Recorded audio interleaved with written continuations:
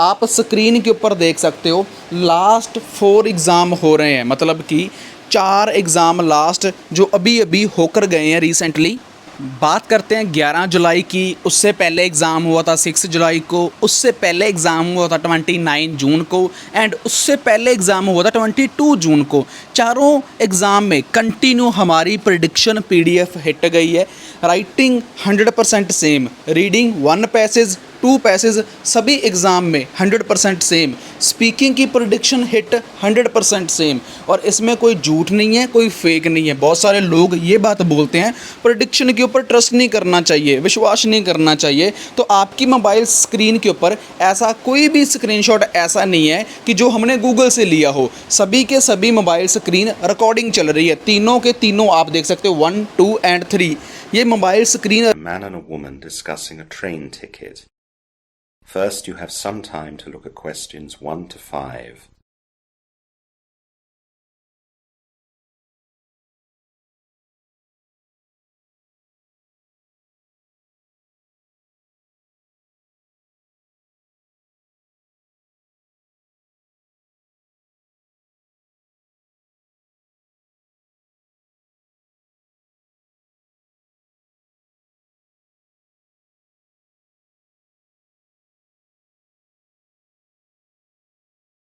Good morning. Welcome to Southern Trains.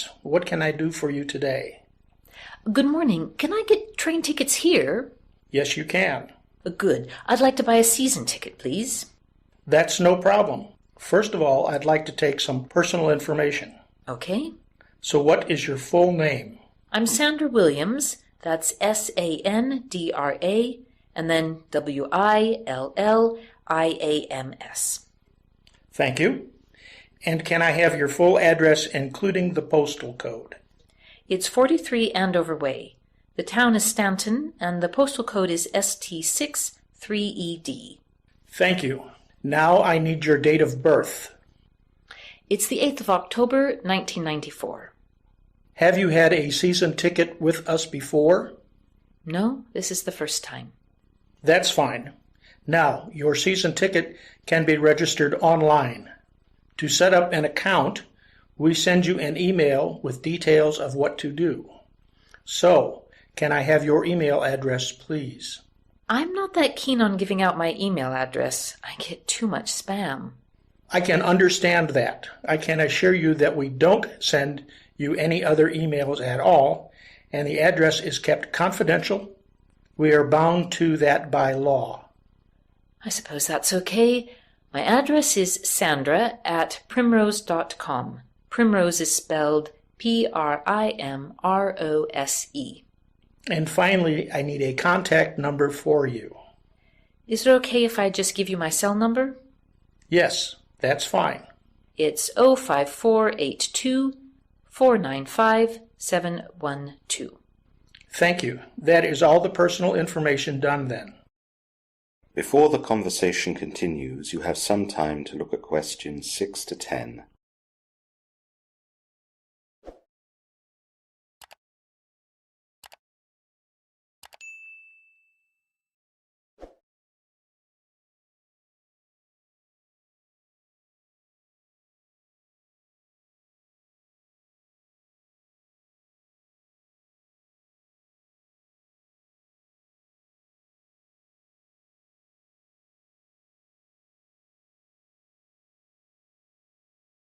Now listen carefully and answer questions 6 to 10.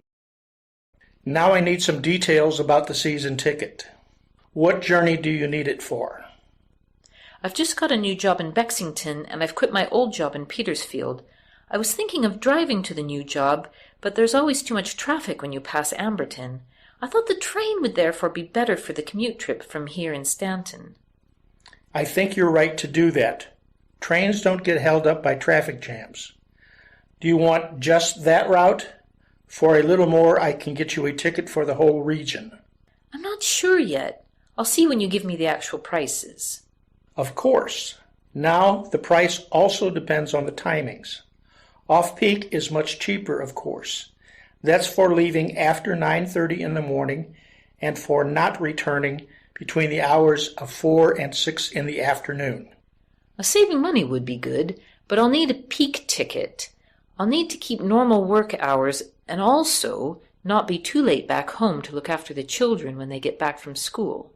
Another way to save would be to buy only a weekday season ticket and not travel on weekends. Would that be good for you? Let's think. I do have some family near my new job, but I don't think I'd travel too often by train at weekends there. I'd probably drive with the family. The weekday thing would be an excellent option for me. Okay, I'll make it that. Finally, would you like first class, second class, or variable class? What's the variable class? That is something for frequent travelers. Travelers get 12 individual journeys a calendar month in first class, and the rest of the month in second class. That way you can treat yourself from time to time when you're tired or get some peace and quiet when the train is busy. I think I'll go for that. I hate it when there are too many noisy kids on a train. So, now for the prices. For a 1-month ticket for your route, it is $198. If you go for the whole region, it will be $215.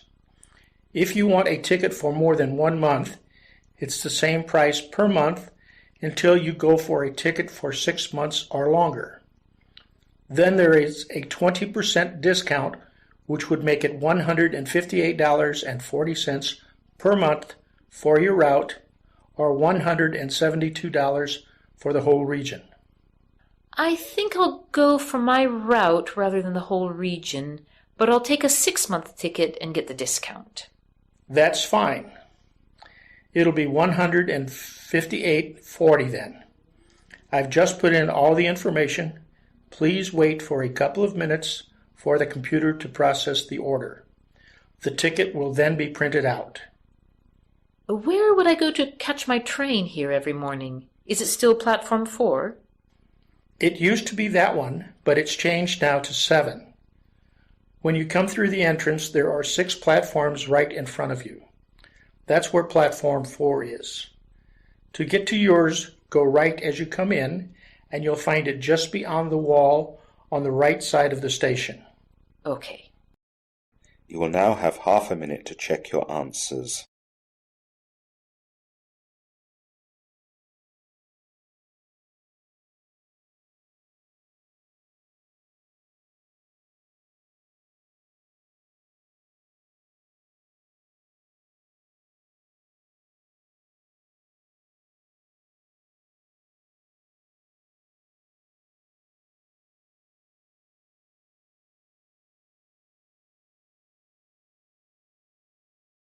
Now turns to part 2.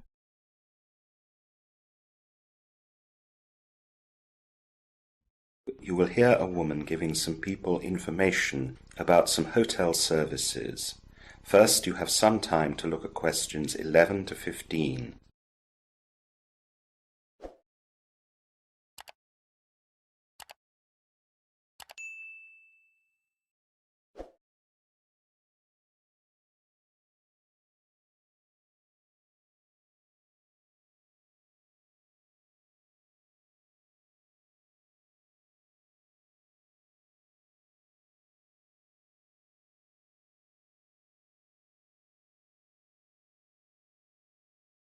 Now listen carefully to the information talk and answer questions 11 to 15. Hello everyone, my name is Anna. I'd like to welcome you all today to the Paradise Hotel, and I'll tell you now a little about the services we have on offer here. As you've probably noticed, the Paradise Hotel is built on a hill, and so its design reflects that. Our hotel is on 7 levels, and I'd quickly like to explain what can be found on each level. The main entrance to the hotel and the reception is on level 3. You can find the concierge's desk there, and also our coffee bar with its great view over the hotel's swimming pools, beach, and sea. All our accommodation is on levels 4, 5, and 6. If your room is on level 4, then its number will start with a 4, for example 407, and if your room is on level 5, then its number will start with a 5, for example 523.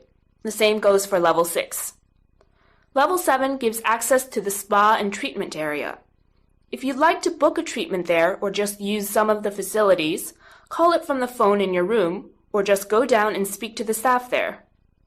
Level 7 also gives access to the swimming pools and beyond them the beach. Both the beach and the swimming pools have sun loungers where you can lie and enjoy the good weather. There are also snack kiosks and bars found around the pools and beach. Moving up from the reception level, level 2 is where all the hotel restaurants are. There are 3 to choose from. First, there is the chef's restaurant where you can eat breakfast, lunch, and dinner from the buffets provided. If you'd prefer to eat a la carte, the Eastern restaurant does Asian specialties such as Thai, Indian, and Chinese food, and the Ocean restaurant specializes in seafood and fish. Again, places can be booked for the Eastern and Ocean restaurants from your room phone, or you can book at reception on level 3, or just go to the restaurant itself.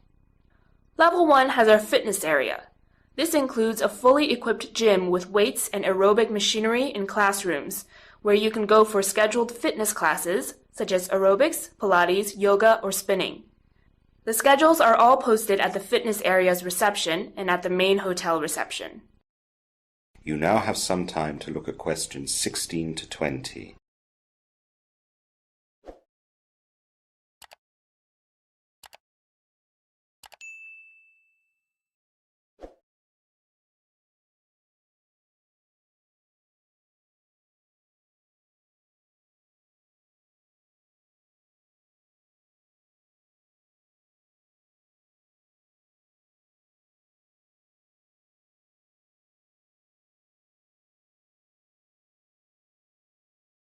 Now listen to the rest of the information talk and answer questions 16 to 20.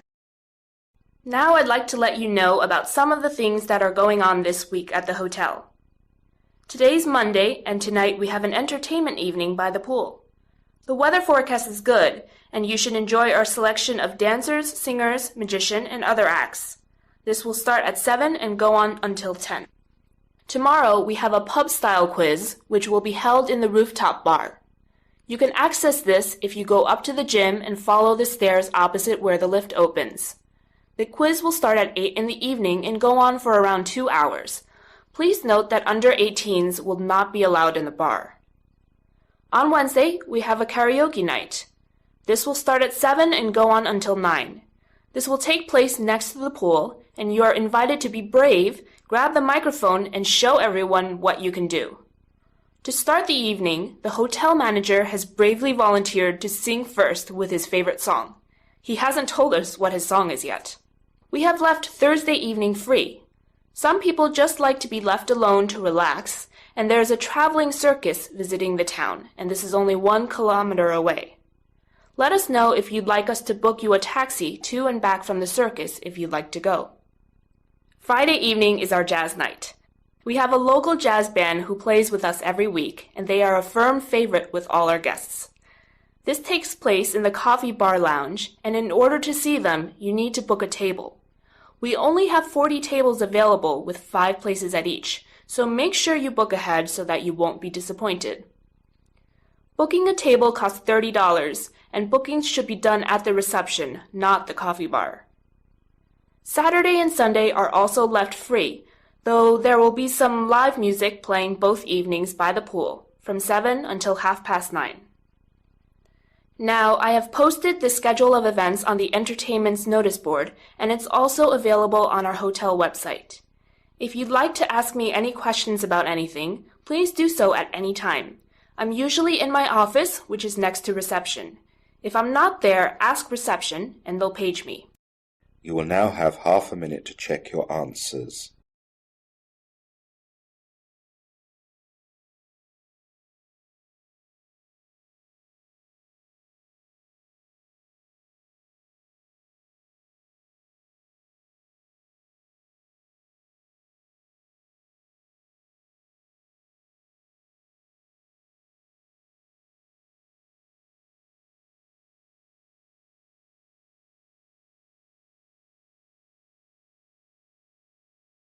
Now turns to part 3.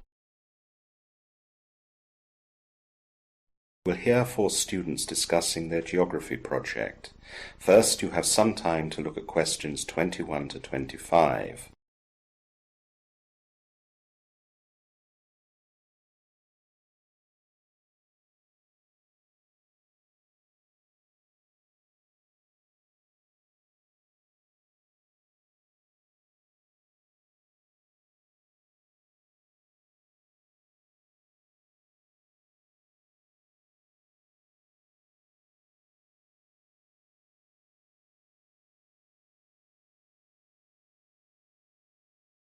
Now listen carefully and answer questions 21 to 25.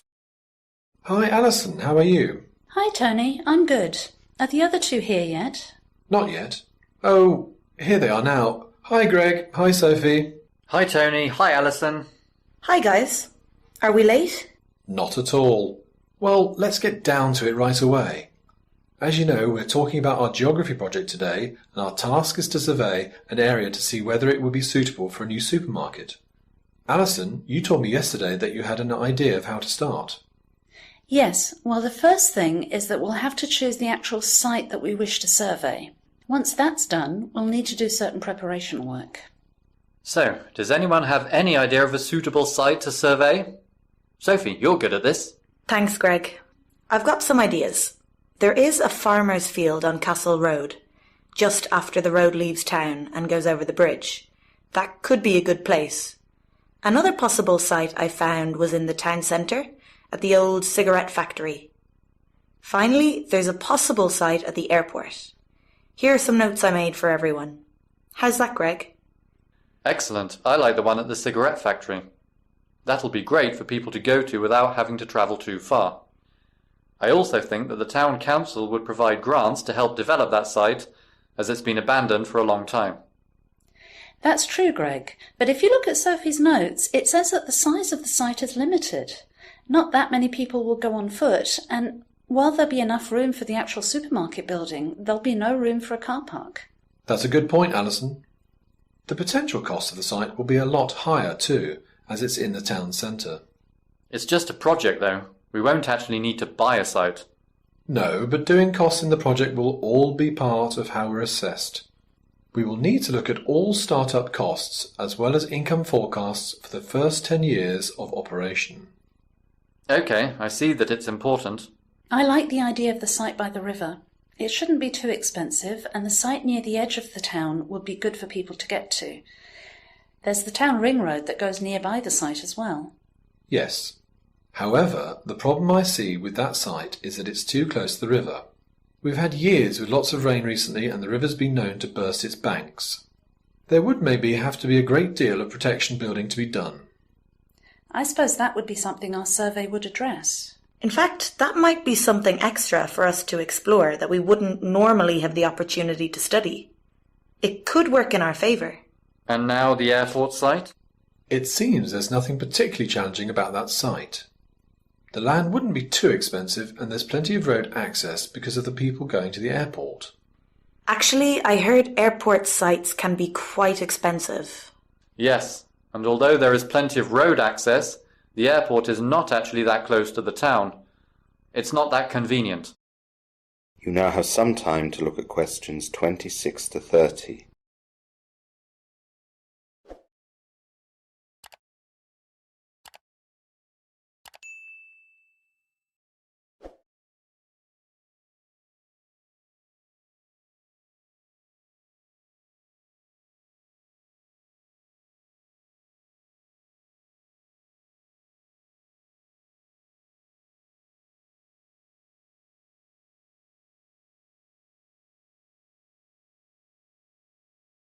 Now listen to the rest of the discussion and answer questions 26 to 30. So I think we all agree on the Castle Road site next to the river. So, Sophie, what's next? We really need to decide who does what. There are a number of jobs to be done before we actually get to go to the field and survey it. If we can get everything done quickly, we can do the survey at the weekend. So, what's the first thing? We need to get authorization from the farmer to be on his land. If we can't do that, there's no point in starting to gather any information. I can do that. I'll nip down to the town surveyor's office and find the name and address of the owner. I'll go straight away and talk to him or her. Thanks, Alison. Now, one of the important early things is to find out whether there are any other development plans scheduled for that specific area, or in any other area that would affect what we're planning. I can try and do that, but I'm not sure what the procedure is. It's easy, Greg. You just go down to the surveyor's office again and ask for all proposed plans for that postcode. I can text you the postcode later. Thanks, Tony. That's my job organised then. Now, when we start to survey the field, we'll need certain equipment. You asked about equipment, didn't you, Alison?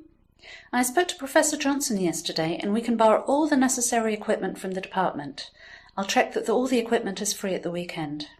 Good. Anything else? Yes, Professor Johnson also told me that we have to pay a £200 deposit for the equipment. I don't have that kind of money. I can pay the deposit as long as I get it back. My parents have just put some money in the bank from a job I did for the summer. I can get it from the bank when we need it. It should only be for 2 days, Tony. We can get everything done in that time. OK, I'll pay the deposit and pick up the equipment from the department. Don't get it just yet. We have to get the authorisation to be on the land first. OK. So, if we can get all these jobs done over the next 3 days, we can meet again on Thursday. If all is okay, we could get the equipment on Friday and survey the field at the weekend. Good. Well, thanks everyone. I'd better be off. Bye. Bye. Bye. You will now have half a minute to check your answers.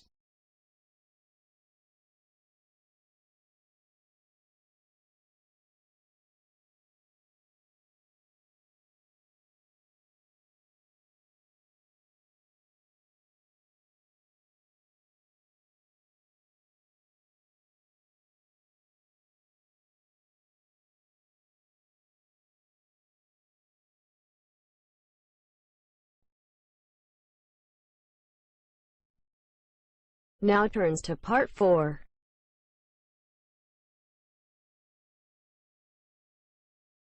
You will hear part of a lecture on tea. First, you have some time to look at questions 31 to 40.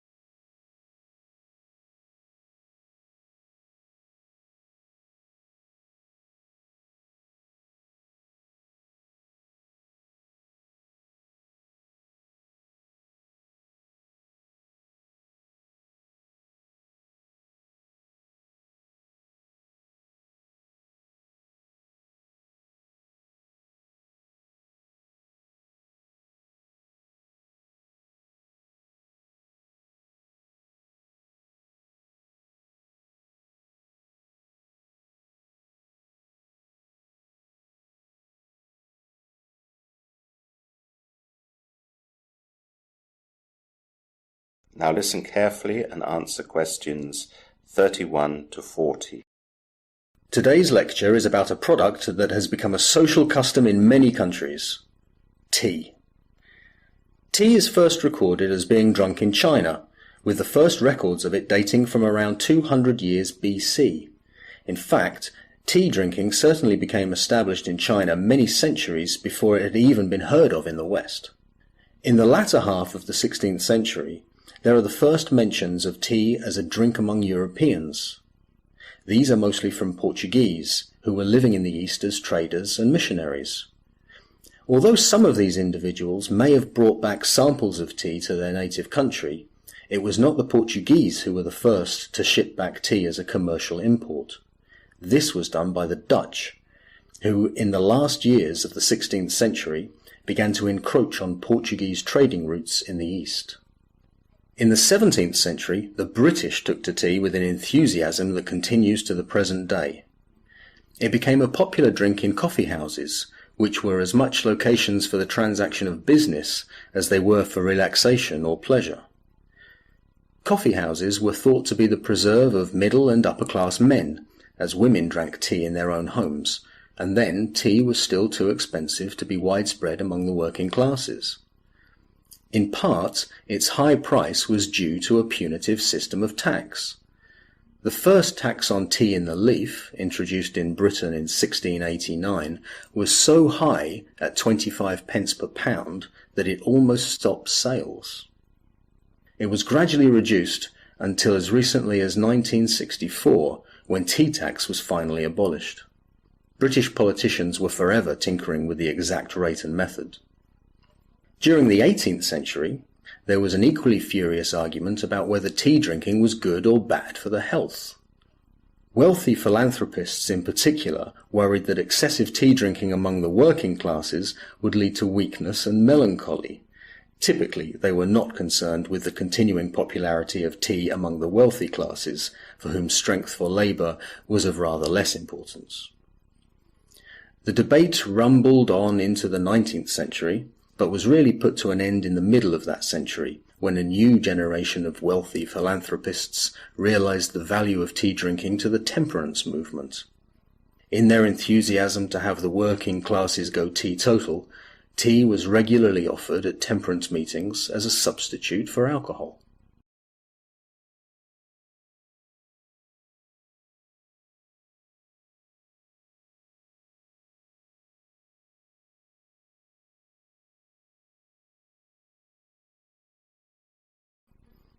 Today, tea is a staggeringly popular drink all over the world.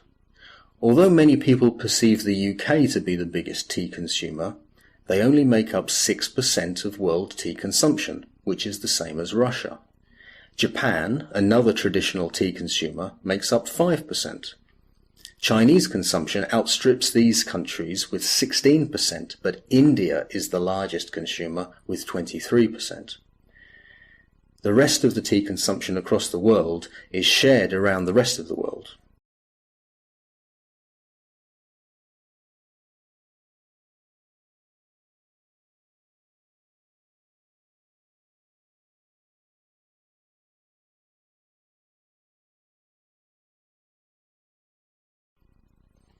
Producing tea is a careful process. For optimum taste, the best quality teas are grown at tea gardens at an altitude of 5,000 to 7,000 feet above sea level. It begins with plucking, the removal of the ripe parts from the tea plant, Camellia sinensis. Pluckers are specially trained to only select 2 leaves and a bud. Plucking is maintained at about 7-day intervals. The plucked leaves are collected in baskets, taking care that the leaves are not crushed by overloading. The leaves and buds then need to be withered. During the withering process, the leaf is induced to lose moisture to prepare it for further processing. Normally, this is carried out by spreading tea leaves thinly on troughs, through which warm air is circulated by fans. The average length of the withering time depends greatly on the quality of the leaf peculiar to the region where it has been grown. When satisfactory withering has taken place, the leaf is ready for rolling.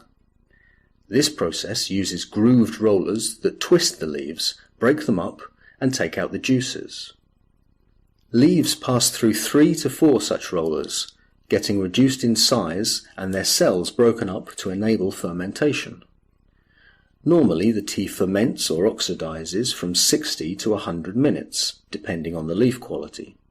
The character of the tea develops significantly during the fermentation process. The next part of the process is drying. The objective of drying is to arrest fermentation and remove any dampness from the tea. After completion of the drying process, the tea becomes fully black in color. The teas are then sorted, graded, and packed. The tea is sold at auctions to traders, who then employ tasters to decide how the teas should be blended to create the specific brands or retail requirements. You will now have half a minute to check your answers.